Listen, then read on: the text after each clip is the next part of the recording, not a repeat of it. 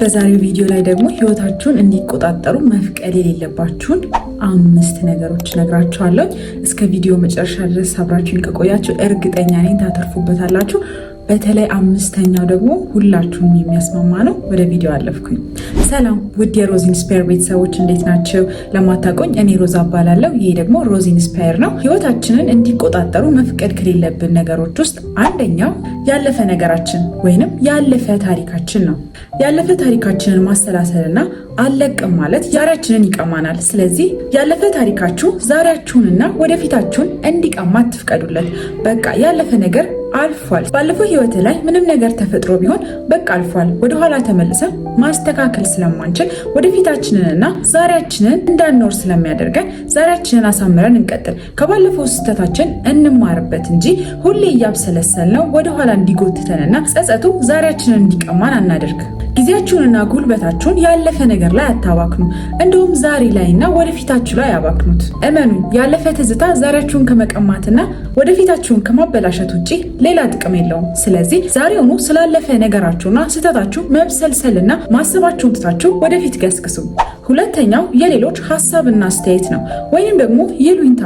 በዙሪያችሁ ያሉ ሰዎችን ለማስደሰትና የእነሱን ፍላጎት ለማሟላት የእናንተን ደስታና ሰላም ማጣት የለባችሁም። እከሌ ምን ይለኛል፣ እንትና ምን ትለኛለች፣ ወይኔ እከሌ ስለኔ ምን ያስብ ይሆን እያላችሁ ስለ ራሳችሁ ከምታስቡት ላይ ቀንሳችሁ ሰላማችሁንና ደስታችሁን ማጣት የለባችሁም። ሰው ምን ይለኛል የሚለው ላይ ሳይሆን ትኩረት ማድረግ ያለባችሁ እኔ ይህን ነገር ሳደርግ ምን ይሰማኛል የሚለው ላይ ነው ማተኮር ያለባችሁ። እናንተ አንድ ነገር ስታደርጉ ምን እየተሰማችሁ ነው? እየረበሻችሁ ነው? እናንተን ምቾት እየነሳ ለሌላ ሰው የምታደርጉት ነገር ካለ አሁኑኑ አቁሙት። የሰው ልጅ ፍላጎት ደግሞ ተሟልቶ ስለማያልቅ የትኛውንም ሰው ሙሉ ለሙሉ ማስደሰት አትችሉም። ሁሉንም ሰው ደግሞ ማስደሰት አትችሉም። ምክንያቱም የሁሉም ደስታ የተለያየ ነገር ላይ ስለሚመሰረት ነው። ስለዚህ ሰው ምን ይለኛል የሚለውን ትታችሁ ሁሉንም ሰው ለማስደሰት መጣርን አቁማችሁ ለራሳችሁ መኖር መጀመር አለባችሁ። ራሳችሁን ሆኑ። ይሉኝታ ህይወታችሁን እንዲቆጣጠር በፍጹም አትፍቀዱለት። ሶስተኛው ህይወታችንን እንዲቆጣጠር መፍቀድ የሌለብን ፍርሃት ነው። ፍርሃት ስላችሁ የመሞከር ፍርሃት ወይንም የመሳሳት ፍርሃት፣ የመውደቅ ፍርሃት ነው። ሰዎች እስከሆንን ድረስ እስከ ሞከርንና እስከ ጣርን ድረስ መውደቅ ያለ ነገር ነው። መውደቅ እንዳለ ሁሉ ደግሞ መነሳት እንዳለ ማወቅ አለብን። ስለዚህ ነገሮችን ለመሞከር መፍራት የለብንም።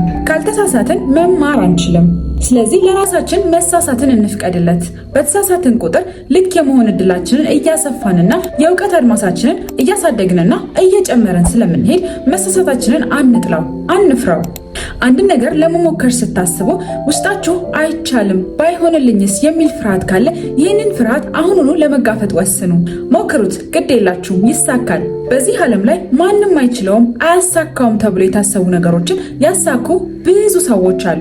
ስለዚህ እናንተ የምታስቡትም ነገር የመሳካት እድሉ ከፍተኛ ነው። ፍርሃታችሁ ከህልማችሁ እንዲያስቀራችሁ አትፍቀዱለት። እመኑ፣ ውስጣችሁ እናንተ ከምታስቡት በላይ ትልቅ አቅም አለ። ከተጠቀማችሁበት ትልቅ ነገርን ማሳካት ትችላላችሁ። ፍርሃታችሁ ነው ወደ ኋላ እየጎተተ እያሰራችሁ ያለው። ለመስራት ያሰባችሁት ስራ ካለ፣ ለመጀመር ያሰባችሁት ቢዝነስ ወይንም ንግድ ካለ ጀምሩት። ካልሞከራችሁት አታውቁም። አራተኛው ራሳችሁን ከሌሎች ጋር ማወዳደር።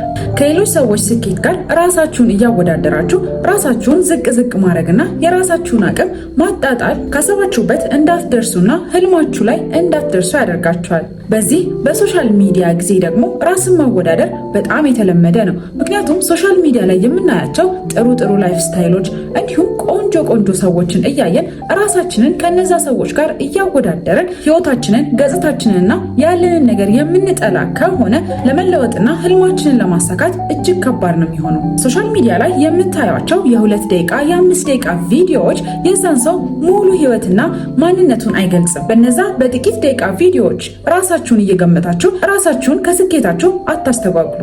እናም ደግሞ የአንድን ሰው የስኬት መጨረሻ ከእናንተ ጅማሬ ጋር አታወዳድሩ። ያ ሶሻል ሚዲያ ላይ የምታዩት ሰው በአንድ ጀንበር ተነስቶ አይደለም እንደዚህ አይነት ላይፍ ስታይል ላይ ደረሰው።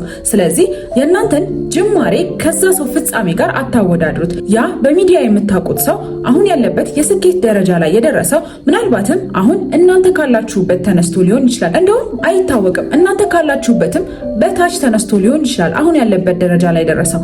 ስለዚህ የአንድን ሰው ፍጻሜ ከእናንተ ጅማሬ ጋር ማወዳደርን አቆሙ። አምስተኛና የመጨረሻው ደግሞ ጥሩ ያልሆኑ ግንኙነቶች ወይንም የማያሳድጉን የማይጠቅሙን ጓደኝነቶች። በዙሪያችን የከበቡን አብረውን የሚውሉና አብረውን ያሉት ጓደኞቻችን ምን አይነት ናቸው? የእናንተ ባህሪ፣ አስተሳሰባችሁ፣ እያንዳንዱ አመለካከታችሁ ውሏችሁ ላይና በዙሪያችሁ ያሉት ጓደኞች ላይ ይወሰናል። በዙሪያችሁ ያሉት ጓደኞቻችሁ ስኬትን የሚፈልጉና የሚጥሩ አይነት ጓደኞች ከሆኑ እናንተም የምትጥሩና ለህልማችሁ ታትራችሁ የምትሰሩ ትሆናላችሁ። ነገር ግን በዙሪያችሁ ያሉ ጓደኞቻችሁ ፍርሃትን በውስጣችሁ የሚጭሩና ነገሮችን እንዳትሞክሩ ወደኋላ የሚጎትቷችሁ ከሆነ ደግሞ ሁሌም ቢሆን ህልማችሁ ላይ ለመድረስ በጣም ትቸገራላችሁ። ስለዚህ በዙሪያችሁ ያሉ ሰዎችን አስተካክሉ። ጓደኞቻችሁን ምረጡ። ጓደኛ ስትመርጡ የሚያበረታታችሁ፣ የሚያጠነክራችሁ፣ አብራችሁ ሊሰራ የሚፈልግና ለማደግና ለመለወጥ ቁርጠኛ የሆነ ሰው ምረጡ። መጥፎ ጓደኛና የማያሳድገን ጓደኝነት በዙሪያችን ካለ ህይወታችንን እንዲቆጣጠር መፍቀድ የለብንም። ከእንደዚህ አይነት ጓደኛ ብቸኝነት ይሻላል። የዛሬው ቪዲዮ ይህን ይመስል ነበር። እንደተማራችሁበት በጣም እርግጠኛ ነኝ። እናንተ ደግሞ ቀረ የምትሏቸው ሀሳቦች ካሉና የዛሬው ቪዲዮ ላይ አስተያየት ካላችሁ ኮሜንት ላይ አስቀምጡልኝ። ለዩቲዩብ ቻናሌ አዲስ የሆናችሁ ካላችሁ ደግሞ ቻናሌን ሰብስክራይብ በማድረግ ቤተሰብ ሁኑ። ላለሁኝ ይህንን ቪዲዮ ላይክ እንዲሁም ለጓደኞቻችሁ ሼር አድርጉላቸው። እስከ ቪዲዮ መጨረሻ ድረስ አብራችሁ ስለነበራችሁ ደግሞ ከልብ አመሰግናለሁኝ። በሌላ ቪዲዮ እስከማገኛችሁ ድረስ ቻው።